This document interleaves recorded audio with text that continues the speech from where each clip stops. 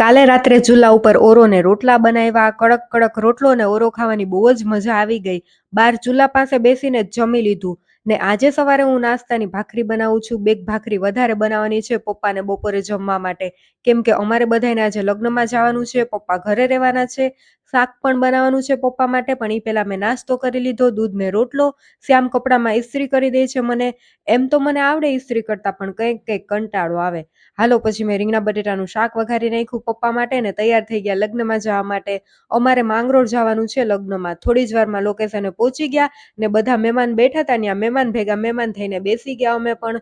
આજે અહીંયા મંડપ મુહૂર્ત હતું. અમે 11 વાગે પહોંચ્યા, ત્યાં મંડપ મુહૂર્ત પતી ગયું હતું, પણ નાસ્તો ચાલુ હતો. જેટલા મહેમાન આવતા હતા બધાને ધરાડથી નાસ્તો કરાવતા હતા. અમે પછી 3 વચ્ચે એક ડીશ લઈ લીધી માન રાખવા માટે, કેમ કે અમે ઓલરેડી નાસ્તો કરીને જ આવ્યા હતા.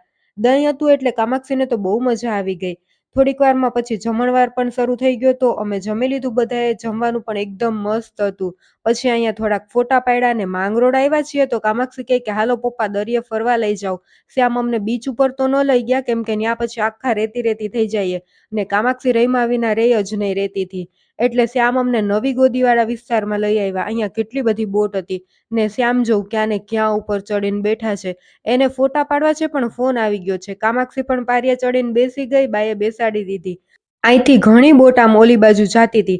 અહીંયા એમ તો મજા આવતી હતી, પવન મસ્ત હતો, પણ તડકો પણ બહુ જ લાગતો હતો. પછી મેં શ્યામના થોડાક ફોટા પાડી દીધા અને મેં પણ ન્યા ઉપર ચડીને ફોટા પાડ્યા.